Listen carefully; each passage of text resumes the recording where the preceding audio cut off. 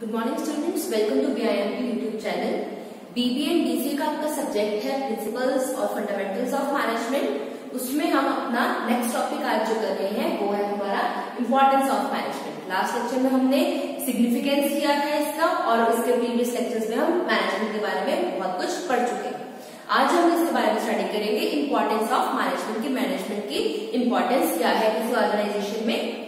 तो first of all हमारा first point इसके अंदर आ रहा है management is goal oriented. Importance ये है कि ये गोल ओरिएंटेड होती है। इसका टास्क ये होता है कि जो हमारे ऑर्गेनाइजेशन के गोल्स हैं उन्हें अचीव करना है हमें, ठीक है। तो वो अपने सारे एफर्ट्स करती है जिससे वो एम्प्लॉयज को अपने साथ लेकर चलती है जिससे हमारे सारे गोल्स अचीव हो सके। तो management is concern with achievement of specific goals. It is always directed towards achievement of objectives. The success of management is measured by the extent to which objectives are achieved। कि इसकी success भी management की किससे major की जाती है कि जितने ऑब्जेक्टिव्स थे जो अचीव करने थे कितने एक्सटेंट तक वो अचीव हो चुके हैं या नहीं हुए हैं, उससे मैनेजमेंट की एफिशिएंसी या उसकी कैपेबिलिटी जज की जाती है आसानी से। अगर तो सारे के सारे अचीव हो गए हैं यानी एफिशिएंट मैनेजमेंट यूज हुई है, उन्होंने अपनी सारी स्किल्स यूज की है। और अगर वो नहीं हो पाए हैं कुछ एक्सटेंट तक तो और स्किल्स मतलब डेवलप करने की रिक्वायरमेंट है। फिर नेक्स्ट इंपॉर्टेंस है management is associated with group efforts. की मैनेजमेंट कभी भी अकेले कोई काम नहीं करती है, हमेशा उसे अपनी टीम के एफर्ट्स की रिक्वायरमेंट होती है। तो फिर क्या है, management is associated with group efforts. The business comes into existence with certain objectives which are to be achieved by a group and not by one person alone. कि अकेला एक पर्सन सारे के सारे ऑब्जेक्टिव्स अचीव नहीं कर सकता, उसे पूरी टीम की पूरे ग्रुप की रिक्वायरमेंट होती है। तो मैनेजमेंट का काम होता है ग्रुप को इकट्ठे मैनेज करके चलना, उनके एफर्ट्स को इकट्ठे लेकर चलना और उन्हें मोटिवेट करते रहना कि सबने अपना अपना काम किस तरीके से अच्छे तरीके से करना है। Management gets things done by with and through the efforts of group members. की मैनेजमेंट ने काम करवाना है by with and through the efforts of group members, कि हमने इसमें अपने ग्रुप मेंबर्स की हेल्प लेनी है अपने काम को करवाने में। It coordinates activities and actions of its members towards a common goal. कि कोऑर्डिनेट करके चलना है सारी एक्टिविटीज को टुवर्ड्स अ कॉमन गोल, जो हमारे मेन ऑब्जेक्टिव्स हैं ऑर्गेनाइजेशन के, चाहे वो प्रॉफिट मैक्सिमाइजेशन के हो, चाहे सर्विस बेटर सर्विस प्रोवाइड करने के हो, चाहे किसी भी एक सेल्स टारगेट को अचीव करने के हो। कुछ भी जो हमारे बेसिक गोल्स हैं कि क्वालिटी सर्विस प्रोवाइड करनी है वो भी हमारा एक गोल हो सकता है। तो मैनेजमेंट का क्या है कि ग्रुप एफर्ट्स लेकर चल रहे हैं कि वो टारगेट हमारे अचीव हो सके। Next point of importance is management is intangible. कि ये अनसीन फोर्स है, हम मैनेजमेंट को देख नहीं सकते कि मैनेजमेंट कैसे काम करवा रही है। मैनेजमेंट थ्रू इन्फ्लुएंस अपना काम करवाती है। इट्स अनसीन फोर्स, कि एक ऐसा फोर्स है जो प्रेशर हमेशा एक एम्प्लॉय पर रहता है कि हम पे मैनेजमेंट हमें चेक कर रही है प्रॉपरली हमारे डे टू डे वर्क को, तो हमें काम करना ही करना है। तो it is an unseen force. Its presence can be evidenced by the results of its efforts up to date order but they generally remain unnoticed whereas mismanagement is quickly noticed. कि अगर हमारे टारगेट्स टाइमली अचीव हो रहे हैं, हमारे orders properly dispatch हो रहे हैं, तब हम मैनेजमेंट को इतना कंसीडर नहीं करते। लेकिन जहां पर कुछ गड़बड़ी हुई तो सारा का सारा क्लेम कहां पर जाता है कि एफिशिएंट मैनेजमेंट नहीं थी, मैनेजमेंट लैक ऑफ मैनेजमेंट था जिससे हमारे टारगेट्स अचीव नहीं हो पाए, टाइमली हमारा ऑर्डर प्लेस नहीं हो पाया, टाइमली डिस्पैच नहीं हो पाया। मतलब जो भी अगर कोई कमी निकले तो मैनेजमेंट पे हम सारा का सारा उस पर कर देते हैं। लेकिन अगर हमारी स्मूथली सारा वर्किंग चल रहा है तो इसका रिजल्ट भी मैनेजमेंट ही है। ये इंटेंजिबल एक एसेट है हमारी जो अपना काम करती रहती है धीरे धीरे, और लेकिन जब उसकी सिर्फ खामी लोग निकालते हैं, उसका जो प्लस पॉइंट्स है वो नहीं गिने जाते, लेकिन वो हमेशा अपना प्रेजेंस बनाए रखती है। Next is management is an activity and not a person और ग्रुप ऑफ पर्सन। ये एक एक्टिविटी है, ये पर्सन नहीं है जो उस काम को कर रहे हैं। पर्सन तो चेंज होते रहेंगे, लेकिन ये एक एक्टिविटी है कि ये कॉन्टिन्यूअस चलती रहेगी। ये नहीं कि एक पॉइंट ऑफ टाइम पे आप किसी पे कंट्रोल नहीं रखोगे, किसी को देखोगे नहीं, ऐसा नहीं है। आपको प्रॉपरली अपने सारे functions time to time perform करने ही है, जिससे आप प्रॉपर मतलब एक एक्टिविटी को फुलफिल हमने करना ही है, परफॉर्म करना है। मैनेजमेंट इज नॉट पीपल और not a certain class but it is the activity. It is the process of planning, organizing, directing and controlling to achieve the objectives of the organisation, की हमने plan continuous वे में करते रहना है, organise करते रहना है सारे काम को प्रॉपरली, डायरेक्ट करते रहना है लोगों को, जो हमारे सबऑर्डिनेट्स हैं, हमारे सुपीरियर्स हैं, सबको, मतलब सुपीरियर्स नहीं, अपने सबऑर्डिनेट्स को, अपने एम्प्लॉयज को डायरेक्ट करते रहना है किस तरीके से काम करना है, और सबके काम को प्रॉपरली कंट्रोल करके चलते रहना है। ये एक्टिविटी है जो रूटीन वर्क की तरह हमारे चलती रहेगी। Next is management is situational, कि सिचुएशनल बेसिस पे किस तरीके से है। Management does not advise best way of doing things, effective management is always situational. A manager has to apply principles, approaches and techniques of management after taking into consideration the existing situations. कि हर situation में same management नहीं होती है, same skills use नहीं होती है, same हम techniques use नहीं करते हैं। अकॉर्डिंग टू सिचुएशन हमारी टेक्निक्स, मैनेजर की स्किल्स सब चेंज होती रहती है। इसलिए ये सिचुएशनल प्रोसेस है कि जिस सिचुएशन में हमें जिस तरीके की स्किल्स की रिक्वायरमेंट है, जिस तरीके की टेक्निक की रिक्वायरमेंट है किसी काम को करने की, हम उस तरीके की टेक्निक या स्किल अप्लाई करते हैं और अपना काम एफिशिएंटली कंप्लीट करते हैं। तो ये मैनेजर के ऊपर है कि हर सिचुएशन को प्रॉपरली समझना, उसे टैकल करना और उस काम को एफिशिएंटली करवाना और अपने गोल्स को अचीव करना। Next is management is universal, कि ये हर जगह पर प्रेजेंट है, ये कोई मतलब ऐसे हार्ड एंड फास्ट रूल नहीं है कि इस ऑर्गेनाइजेशन में मैनेजमेंट रिक्वायर्ड है, यहाँ पर नहीं है, इस काम में रिक्वायर्ड है, इस काम में नहीं है। ये हर जगह पर हम अपने डे टू डे रूटीन में देख रहे हैं। जैसे अगर आपको याद हो तो हमने स्टार्टिंग ही की थी डेफिनेशन में, जो हमने लास्ट लेक्चर में किया था कि management is what the modern world is all about, कि हम मॉडर्न वर्ल्ड में अपनी हर चीज जो देख रहे हैं वो एक मैनेजमेंट का एग्जाम्पल है कि हर चीज मैनेज वे में, अपने सिस्टमैटिक वे में काम कर रही है, यानी वो प्रॉपरली मैनेज्ड है। जो अगर हम अपनी रेलवे की बात करें, अपनी एयरलाइंस की बात करें, या कोई भी आपकी रेस्टोरेंट है, कोई ऑर्गेनाइजेशन है, उसमें जो सर्विसेज प्रोवाइड कर रहे हैं, चाहे हम कोई गुड्स को सेल कर रहे हैं, तो प्रॉपरली मैनेज है कि जिस टाइम पर रिक्वायर्ड है वहां पर उस टाइम वो सेल हो रही है, उस टाइम पे वो सर्विस प्रोवाइड की जाती है जहां पर वो नीड होती है। तो ये इफेक्टिव मैनेजमेंट का ही एग्जाम्पल है कि ये हर जगह पे प्रेजेंट है। Most of the principles and techniques of management are universal in nature. They can be applied to government organization, military, education institution, religious institutes, etc. कि हर जगह पर ये जो इसके प्रिंसिपल्स हैं, जो इसके फंक्शंस हैं, वो हर जगह पर एप्लीकेबल हैं। They provide working guidelines which can be adopted according to situations, कि हमें वर्किंग गाइडलाइंस प्रोवाइड करती हैं कि हमने इस तरीके से काम करना है, इन स्किल्स को यूज करना है, जो हम टाइम टू टाइम यूज करते रहते हैं और अपना काम करते हैं। नेक्स्ट है management is concern with people, कि हमेशा मैनेजमेंट पीपल्स के साथ, लोगों के साथ कंसर्न होती है, क्योंकि हमने मैनेज किसे करना है, रिसोर्सेज में हमारा पीपल, जो हमारा मैन फोर्स है, वो भी एक इम्पोर्टेंट है, ह्यूमन रिसोर्स, ठीक है, तो उसे भी हमने मैनेज करना है। Since management involves getting things done through others, only human beings perform this activity with the help of planning and control. हम मशीन्स को नहीं कह सकते कि तुमने कंट्रोल करके काम करना है, हम वहां पर ह्यूमन बीइंग्स को ही अपॉइंट करेंगे कि हर काम कंट्रोल वे में, प्लान वे में होता रहे। The element man cannot be separated from the management, कि हम हर चीज चाहे हम ऑटोमेटिक लेके जाएं, लेकिन वहां पर भी एक मैन, एक ह्यूमन रिसोर्स की रिक्वायरमेंट होगी। उस मतलब ऑटोमेटिक मशीन को भी ऑन करने के लिए भी हमें एक ह्यूमन रिसोर्स की रिक्वायरमेंट है। तो हम ह्यूमन रिसोर्स को मैनेजमेंट से अलग नहीं कर सकते, पीपल्स को अलग नहीं कर सकते।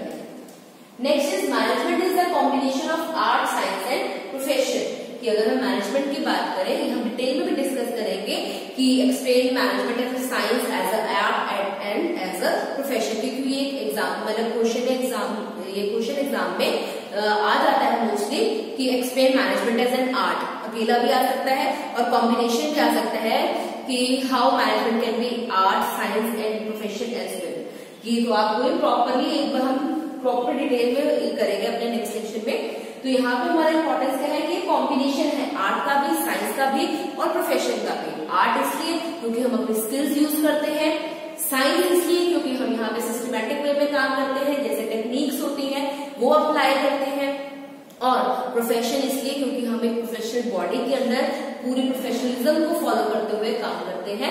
प्रोफेशनल वे में। एज हमने प्रोफेशन इस मैनेजमेंट को लोग चूज करते हैं as a way of earning.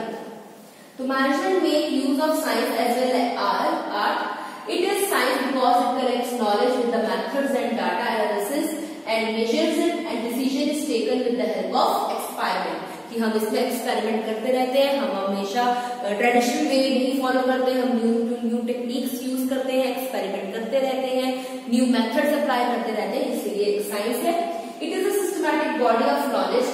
Art means application of knowledge for solving various problems. कि आर्ट क्या होता है कि हमने वेरियस अपने मतलब उस प्रॉब्लम को सॉल्व करने के लिए वेरियस अपने स्किल्स को लगाना, अपनी नॉलेज को वहां पर अप्लाई करना is called art.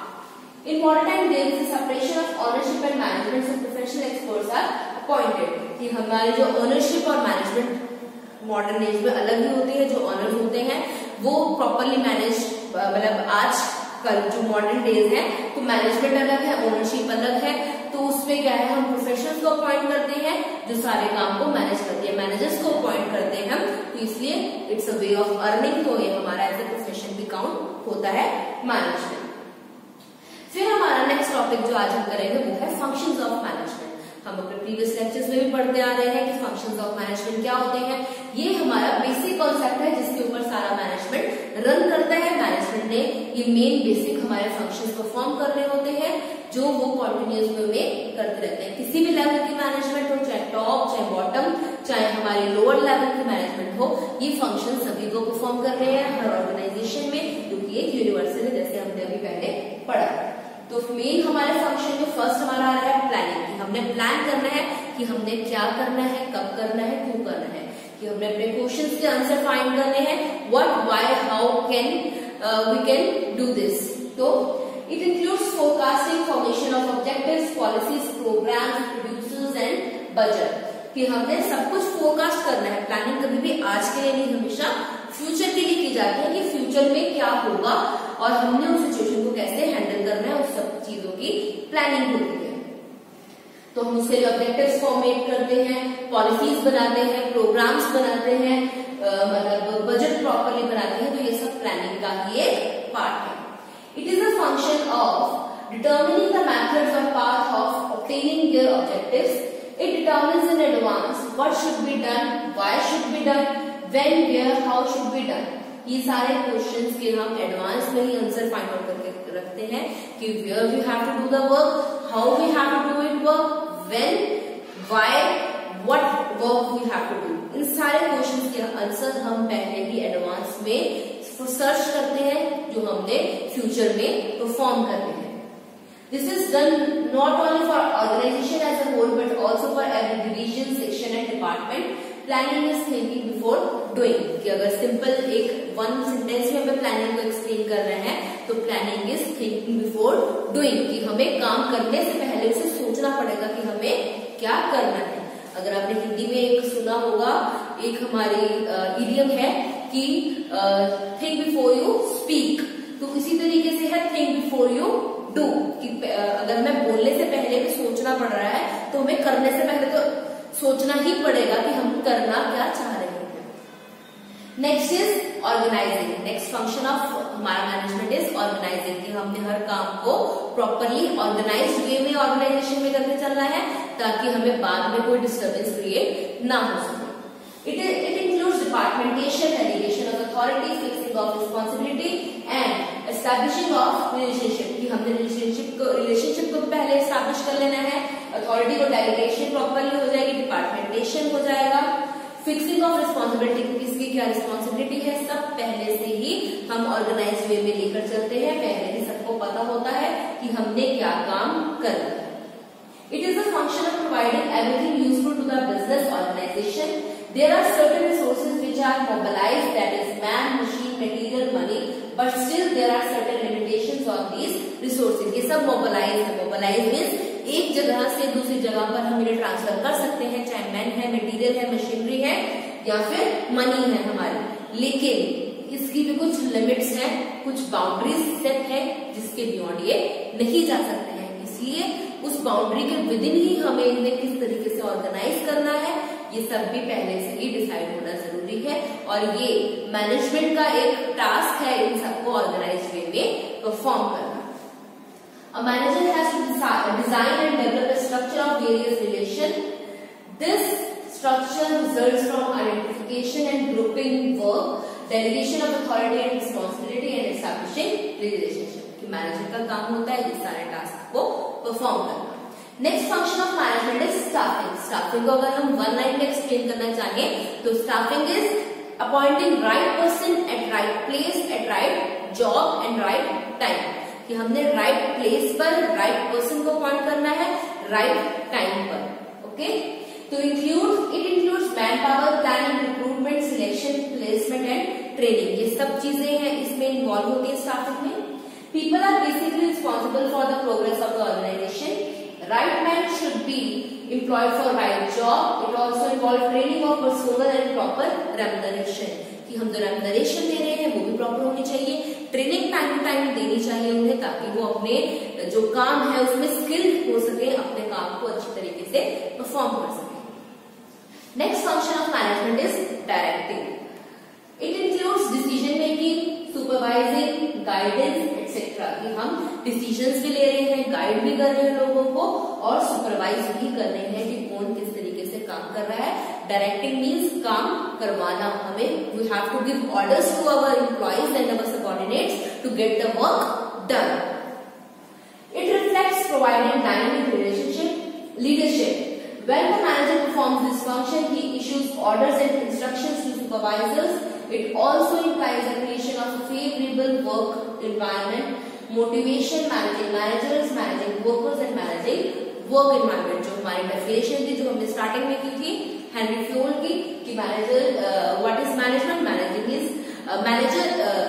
Management is managing work, managing managers, managing workers, all thing. ठीक है, हर चीज को प्रॉपरली मैनेज करना। तो डायरेक्टिंग में क्या है, हम अपनी स्किल्स को यूज करते हैं डायरेक्ट करने के लिए। मैनेजर जो है वो सुपरवाइजर अपॉइंट करता है जिसका काम होता है, या लीडर्स अपॉइंट करता है जिनका काम होता है हर काम को सही ढंग से करवाना, उन्हें डायरेक्ट करना अपने एम्प्लॉइज को, सबऑर्डिनेट्स को कि तुम्हें इस काम को इस तरीके से करना है और उनकी डेविएशंस को दूर करना, जो मिस्टेक्स है उन्हें कम करना है, वेस्टेज को रिमूव करना। नेक्स्ट हमारा इसके अंदर एक इम्पॉर्टेंट और फंक्शन है कम्युनिकेशन। कम्युनिकेशन मीन्स हमने कम्युनिकेट भी करना है कि किसको क्या काम अपॉइंट किया गया है, कैसे काम करना है, किस टाइम पर करना है, किसके ऑर्डर्स फॉलो करने हैं और किसे हमने आगे रिपोर्ट सबमिट करनी है। ये सब चीजें प्रॉपरली कम्युनिकेट होना जरूरी है। जितने भी रूल्स रेगुलेशन है कम्युनिकेट होना जरूरी है, तो ही काम को हम एफिशिएंटली परफॉर्म कर पाएंगे। Communication provides a vital link in any organization. Every successful manager has to develop an effective system of communication. Communication means exchange of facts, ideas and information between two or more persons. It helps in building up high morale. कि इससे क्या होगा, अगर हम effective communication रखेंगे अपने organisation में तो जो हमारे एम्प्लॉइज हैं, चाहे हमारे मैनेजर्स हैं, उनका जो मोटिवेशन लेवल है वो हमेशा इंक्रीज रहेगा, उनका मोरल भी इंक्रीज होगा। ठीक है, तो हमने इन सब चीजों के ऊपर काम करना है, कम्युनिकेट करना है। कम्युनिकेट चाहे फैक्ट्स हो, आइडियाज हो या फिर हमारे कोई इंफॉर्मेशन हो, प्रॉपर एक कम्युनिकेशन चैनल होता है उसे फॉलो करना जरूरी होता है। किसी ऑर्गेनाइजेशन में हम फॉर्मल कम्युनिकेशन को फॉलो करते हैं जिसमें एक फॉर्मल वे में कम्युनिकेशन होती है। And last but not the least function of management is controlling. कि हमने हर काम को कंट्रोल्ड वे में करना है कि जैसे हमें चाहिए वैसा ही रिजल्ट आना चाहिए। It is a process of checking actual performance against standard performance. कि हमने स्टैंडर्ड परफॉर्मेंस क्या रखी थी, क्या टारगेट रखा था और एक्चुअल को उसके साथ कंपेयर करना कि वो चीज अचीव हो पा रही है या नहीं हो पा रही है। If there is any difference or deviation, then these difference should be detected and necessary steps should be taken। कि अगर हमें कोई डेविएशन नजर आ रही है, डेविएशन कुछ चेंज नजर आ रहा है तो हमें उसे टाइमली जज करना है और उसे रिमूव करने के सारे एफर्ट्स करने हैं ताकि हमें कोई लॉस ना हो सके। फिर हमारा इसके अंदर इट इन्वॉल्व्स 3 एलिमेंट्स। क्या होते हैं, establishing standard of performance. Controlling में हमारा फर्स्ट क्या है, हमने स्टैंडर्ड ऑफ परफॉर्मेंस को एस्टैब्लिश करना कि स्टैंडर्ड्स बनाने कि आपने इस तरीके से परफॉर्म करना है। Then measuring actual performance with establishment कि हमने जो एस्टैब्लिश किए हैं और जो हमारी एक्चुअल परफॉर्मेंस हो रही है उसे कंपेयर करना कि कैसे, क्या वो वैसे ही है जैसे हमें रिक्वायर्ड है या नहीं है। And then finding out reasons for deviation, और फिर रीजंस फाइंड आउट करना कि अगर कुछ चेंज है, अगर कोई डेविएशन आ रहा है तो उसका रीजन क्या है। तो ये हमने एक चार्ट बनाया है फंक्शंस ऑफ मैनेजमेंट का, planning, organising, staffing, directing, communication and controlling. Controlling staffing management includes planning, organising, staffing and decision making, motivation, communication, coordination and so on. तो ये सब हमारे कंट्रोलिंग का ही पार्ट है, ये सब चीजें इसके अंदर इन्वॉल्व है। हमारा ये टॉपिक फंक्शंस ऑफ मैनेजमेंट भी कंप्लीट हो गया है। जो आपके ये फंक्शंस हैं हमारे आगे जाकर ये यूनिट्स बन जाएंगे। प्लानिंग के ऊपर हमारी पूरी यूनिट 2 है, जिसमें हम सिर्फ प्लानिंग के बारे में ही पढ़ेंगे। प्लानिंग किस तरीके से की जाती है, उसका प्रोसेस क्या है। मैंने स्टार्टिंग में ही फर्स्ट लेक्चर में आपके साथ पूरा सिलेबस डिस्कस किया था कि हमने ये स्टडी करना है अपने पूरे कोर्स में अपने। तो इसी तरीके से आपको इनका मीनिंग क्लियर होना जरूरी है ताकि हम अपनी जो यूनिट्स आगे कर रहे हैं वहां पे अच्छे तरीके से हम उसे मतलब समझ सकेंगे क्या चीज हम कर रहे हैं। तो एक बार अपने नोट्स आप दोबारा इसे चेक कर लीजिए, एक बार पढ़ लीजिए। कोई प्रॉब्लम हो तो आप पूछ सकते हैं, कॉलेज में आकर भी पूछ सकते हैं। आपके वीकली 2 डेज आपके लेक्चर्स होते हैं, तो आप वहां पर कॉलेज में भी आके अपने टाइम टेबल के अकॉर्डिंगली कॉलेज में आ सकते हैं। तो that's it for today, thank you, have a nice day.